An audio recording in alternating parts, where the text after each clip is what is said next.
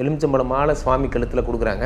அது அழுகு போகுது வீட்டு வாசல்னா உங்கள் வீட்டில் கெட்ட சக்திகள் நடமாட்டம் இருக்குன்னு அர்த்தம் சார். உங்கள் வீட்டில் எலுமிச்சம்பழம் அழுகுதா, கெட்ட சக்திகளுடைய நடமாட்டம் இருக்கிறது என்று பொருள். இப்போ மாந்திரிகத்தில் இந்த எலுமிச்சம்பழம் தான் உங்களுக்கு திசை காட்டும், எந்த இடத்துல அந்த பொருள் இருக்குது, யந்திரம் ஒழிச்சு வச்சுருக்காங்க போன்றதெல்லாம் மாந்திரிகத்தில் அதுதான் காட்டும். போன்ற விஷயங்களெல்லாம் அப்புறம் வேற என்னெல்லாம் செய்யும். அப்போ உங்கள் வீட்டில் திருஷ்டி எலுமிச்சம்பழமோ பூசணிக்காயோ அழுகுது என்றால் அந்த வீட்டில் ஏதோ பிரச்சனைகள் இருக்கிறது என்று பொருள். அம்பாளுக்கு நீங்கள் எலுமிச்சம்பழம் போடுறதோட அர்த்தம் என்ன அப்படின்னா, உங்களை சுற்றி எலுமிச்சம்பழத்தை சுற்றி போடும்போது உங்கள்கிட்ட இருக்கிற கெட்ட விஷயங்கள்லாம் கிரகித்து கொண்டு அது நீங்கள் தூக்கி போடுறீங்க. அந்த மாதிரி சுவாமிக்கிட்ட இருக்கிற சக்தி அருளை அந்த எலுமிச்சம்பழம் கிரகித்து கொள்ளும். அதை நீங்கள் வாங்கி வீட்டில் வைக்கிறதன் மூலிமா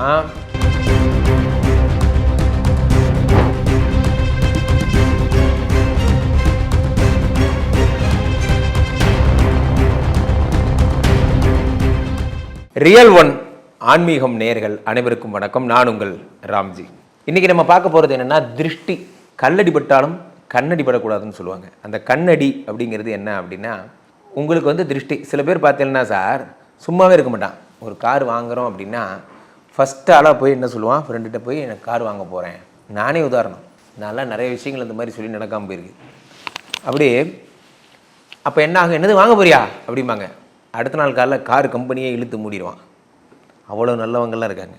என்னது கார் கம்பெனியே மூடிட்டாங்களா? ஃபோர்டு கார் வாங்கலான்னு நினச்சேன் சார், என் ஃப்ரெண்டுக்கிட்ட சொன்னேன், ஃபோர்டு கம்பெனியே மூடிட்டாங்க. அவ்வளவு நல்ல ஃப்ரெண்டு. ஸோ அப்போது அந்த மாதிரி உங்கள் விஷயங்கள் நடக்கும் வரை யாரிடமும் அதை சொல்லாதீர்கள். அப்படி சொல்லுவதால் ஏற்படக்கூடியது என்ன, இகத்திருஷ்டி பரத்திருஷ்டின்னு ரெண்டு திருஷ்டி இருக்குது. திருஷ்டி துர்காங்கிறது அந்த அம்பாலோட பேர். இகத்திருஷ்டி பரத்திருஷ்டி. இகத்திருஷ்டினா உங்கள் மேலே நீங்களே வச்சுக்கிற திருஷ்டி, அது பேர் இகத்திருஷ்டி. இப்போ நீங்கள் பார்த்தீங்கன்னா குளிச்சுட்டு உங்கள் உடம்பை பார்ப்பீங்க, பார்த்து ஆஹா எவ்வளோ கட்டுமஸ்தான உடம்பு, ஆஜானு பாகுவாக இருக்கனே, இகத்திருஷ்டி. எனக்கு இருக்கிற பேருக்கும் புகழுக்கும் எனக்கு இதெல்லாம் பத்தாது, இகத்திருஷ்டி. உங்கள் புகழை நீங்களே மெச்சிக்கிறீங்க, உங்களுடைய உடம்பை நீங்களே மெச்சிக்கிறீங்க, இதெல்லாம் பண்ணக்கூடாது. பரத்திருஷ்டி, நீங்கள் இன்னொருத்தரை பார்த்து அவ்வளோ மாதிரி வாழணும், நம்ம கோவிந்த் சாமி முன்னாடி வாழ்ந்து காட்டணும். மிஸ்டர் கோவிந்த் நல்லா இருப்பார், ஆனால் நீங்கள் போட்ட திருஷ்டினால் என்ன ஆச்சுன்னா அது உங்களை கடுமையாக உங்கள் ஆறாவை பாதிக்கும். அது மாதிரி உங்களை பார்த்து யாராவது திருஷ்டி படும்போது என்ன ஆகும்னா, உங்களுடைய முயற்சிகள் எல்லாம் சக்ஸஸ் எல்லாம் லேட் ஆகும். சக்ஸஸ் ஆவீங்க, ஆனால் லேட் ஆகும். காரணம் என்னென்னா, அந்த கண்ணிலேருந்து வரக்கூடிய ரேடியேஷன்ஸ். கண்ணிலேருந்து வெளிச்சம் வருகிறது, கண்ணிலேருந்து அக்னி வருகிறது என்பதால் தான் நம்ம என்ன சொல்கிறோம், கண்ணை என் கண்ணை பார்த்து சொல்லு. சின்ன குழந்தைங்க ஏதாவது போய் சொல்லுவாங்க, அப்போ நம்ம என்ன சொல்லுவோம், என் கண்ணை பார்த்து சொல்லு அப்படிம்போம். கண்ணை பார்த்து போய் சொல்ல முடியாது. சில பேர் இருக்கான், எனக்கு தெரிஞ்சவன் நிறைய பேர் இருக்கான், தெளிவாக கண்ணை பார்த்தே போய் சொல்லுவான். அவனெல்லாம் ஒன்றும் பண்ண முடியாது. அவனெல்லாம் பிறப்பில் அது சொல்லுவாங்கள்ல, அவங்களாம் அப்படியே தான் பிறந்தான்னு, அந்த மாதிரி தான். இதெல்லாம் ட்ரைனிங் எடுத்துக்கிறது, பொய் சொல்கிறதுக்கு ட்ரைனிங். ஸோ அந்த மாதிரிலாம் விஷயங்கள் நடந்திருக்கு. ஸோ அப்போது அந்த திருஷ்டி சரியாகிறதுக்கு என்ன செய்யணும் என்றால், ரெண்டு விஷயங்களை சுற்றி போடலாம். ஒன்று எலுமிச்சம்பழம். எலுமிச்சம்பழத்தை எலுமிச்சம்பழத்து மேலே கற்பூரத்தை வச்சு சுற்றி போடணுமா, எலுமிச்சம்பழத்து கூட என்ன கண்டென்ட் பண்ணலாம், எலுமிச்சம்பழத்தோட பூசணிக்காய் சுற்றி போடலாமா, என்ன செய்யலாம், இதெல்லாம் நிறைய பேருக்கு தெரியாத டவுட்டு. அது என்ன எலுமிச்சம்பழம் மட்டும் இவ்வளோ பெஸ்ட்டு, எலுமிச்சம்பழம்னா என்ன புண்ணியம் பண்ண காய், மற்ற காயெல்லாம் புண்ணியம் பண்ணாத காயா? அப்படி கிடையாது. அதாவது பலின்னு எடுத்துக்கோங்க. பலின்னு என்ன, உன்னை வதை பண்ணுறது, உன்னை கொலை பண்ணுறது, அதுதான் பலி. ஒரு விஷயத்தை உயிர் தியாகம் பண்ணுறது தான் பலி. அப்போது நல்லா புரிஞ்சுக்கணும், ஒரு ஆயுதம் இருக்குது, ஒரு திரிசூலம் இருக்குது. அந்த திரிசூலம் என்ன பண்ணும், நம்மளை குத்துறதுக்கு தானே அந்த திரிசூலம் இருக்குது. ஆயுதங்கிறது குத்துறதுக்கு. அப்போது எங்கடா நம்மளை குத்திர போகுதுங்கிற பயத்தில் நம்ம என்ன பண்ணுறோம், அதுக்கு பலி தர்றதா, இந்த பலியை நீ ஏற்றுக்கோ அப்படின்னு சொல்லிட்டு ஒரு எலுமிச்சம்பழத்தை அந்த திரிசூலத்து மேலே குத்தி வைக்கிறோம். ஒரு எலுமிச்சம்பழம் அந்த மரத்துலேருந்து பறிச்சப்புறமோ அதில் உயிர் இருக்குமாம்.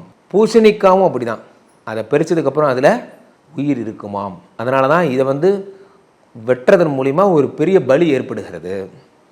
அப்போ எலுமிச்சம்பழத்தை என்ன செய்கிறோம் அப்படின்னால், அது மேலே ஒரு கற்பூரத்தை ஏற்றி இப்படி காட்டுறோம், நம்மளை தலையிலேருந்து கீழே வரைக்கும் காட்டுறோம். அப்படி காட்டுறதன் மூலிமா என்ன ஏற்படுகிறது என்றால், அக்னியை நீங்கள் கண்ணால் பார்க்கும்போது உங்களுடைய அந்த கெட்ட ஆறா க்ளீனப் ஆகுது அக்னியை. அதனால தான் நம்ம தரிசனம் ஆலய தரிசனம் உங்களுக்கு கற்பூர தரிசனத்தை பார்க்குறது. அட் த சேம் டைம் நீங்கள் அதை அந்த தரிசனம் முடிஞ்சதுக்கப்புறம் நீங்கள் என்ன பண்ணுறீங்க அப்படின்னு பார்த்தீங்கன்னா, அந்த எலுமிச்சம்பழத்தை 4ஆக நறுக்கி கட் பண்ணி 4 திசையிலையும் தூக்கி எறிஞ்சிடுறீங்க. அது ஒரு உயிர் போயிடுது. உங்கள் மேலே இருக்கிற கெட்டதெல்லாம் அப்சர்வ் பண்ண அந்த எலுமிச்சம்பழத்தின் உயிர் அங்கேயே பிரிந்து செல்கிறது. அல்லது எலுமிச்சம்பழத்தை கட் பண்ணி நறுக்கி போட்டுடுறீங்க இது மூலிமா. ஸோ இது எலுமிச்சம்பழம் அழுகிறதுனால என்ன ஏற்படும்? எலுமிச்சம்பழம் மாலை சுவாமி கழுத்தில் கொடுக்குறாங்க, அது அழுகு போகுது வீட்டு வாசல்னா உங்கள் வீட்டில் கெட்ட சக்திகள் நடமாட்டம் இருக்குதுன்னு அர்த்தம் சார். உங்கள் வீட்டில் எலுமிச்சம்பழம் அழுகுதா, கெட்ட சக்திகளுடைய நடமாட்டம் இருக்கிறது என்று பொருள். அப்போ அது சரி பண்ணுறதுக்கு என்ன வழியோ அதை பாருங்கள். உங்கள் வீட்டில் இருக்கிற எலுமிச்சம்பழம் அழுகக்கூடாது. உங்கள் வீட்டு வாசலில் நீங்கள் சுவாமியுடைய கழுத்தில் இருக்கிற மாலையை எடுத்துகிட்டு வந்து கட்டி பாருங்கள். அது அழுகுச்சுன்னா உடனே கீழே இருக்கிற நம்பருக்கு ஃபோன் பண்ணுங்கள், ஐ வில் சப்போர்ட் யூ. சரியா? உங்கள் யார் வீட்டிலலாம் எலுமிச்சம்பழம் அம்பாலோட மாலையை வாங்கிட்டு வாங்க, மாரியம்மன் கோயிலேருந்து வாங்கிட்டு வந்து உங்கள் வீட்டு வாசலில் கட்டுங்க. அது அழுகி போச்சுன்னா உடனடியாக என்னை காண்டாக்ட் பண்ணுங்கள். சரியா? அப்புறம் மாந்திரிகத்தில் இந்த எலுமிச்சம்பழம் தான் வந்து உங்களுக்கு வந்து திசை காட்டும், எந்த இடத்துல வந்து அந்த பொருள் இருக்குது, யந்திரம் ஒழிச்சு வச்சுருக்காங்க போன்றதெல்லாம் மாந்திரிகத்தில் அதுதான் காட்டும். ஸோன்ற விஷயங்களெல்லாம். அப்புறம் வேறு என்னெல்லாம் செய்யும் அந்த எலுமிச்சம்பழம்? எலுமிச்சையினால் வேறு என்னெல்லாம் பயன் என்று கேட்டால், உங்களுக்கு வந்து அந்த கெட்ட சக்தி சிட்ரசின் அது கெட்டதெல்லாம் அப்சர்வ் பண்ணிடுச்சு. அப்போ பூசணிக்காய் சில பேர் வீட்டில் உடச்சி போடுறாங்களே, பண்ணக்கூடாது.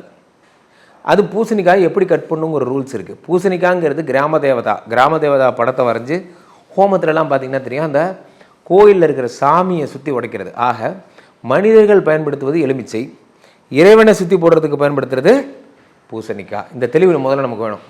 அந்த பூசணிக்காயை கூட சுற்றி வரைஞ்சதுக்கப்புறம் கீழே போட்டு ஒரே உடையாக தான் உடைக்கணும். உடைச்சதுக்கப்புறம் அது மேலே குங்குமத்தை கொட்டலாம். குங்குமத்தை எது கொட்டுறீங்கன்னா, உடைச்சி சிதற அந்த பிண்டங்கள் எல்லாம் குங்குமத்தை கொட்டும் போது ரத்த பிண்டம் மாதிரியே அங்கே இருக்கிற துஷ்ட சக்திகள் அது கண்ணில் அப்படி பார்க்குமா, ரத்த பிண்டம் இவ்வளோ பிண்டம் இருக்குட்டு அந்த பிண்டத்தெல்லாம் சாப்பிட்ருமா துஷ்ட சக்திகள்.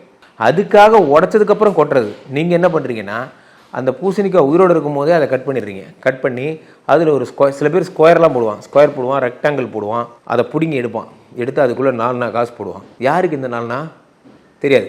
அந்த 4 காசு போட்டு இந்த 8 சேடிஸ்ட் இது சொல்லுவான்ல, இந்த யோகி பாபு போடா சேடிஸ்ட்டு, இந்த 8 வச்சு நான் என்னடா செய்ய போகிறேன், அந்த மாதிரி வீணாக போன காயின் ஒன்று போட்டு அது மேலே அந்த ஸ்கொயரை கரெக்டாக வைப்பான் சார். அந்த க்யூபை கரெக்டாக வச்சுட்டு பாட்ஷா படத்தில் ஒரு மாதிரி தூக்கி போட்டு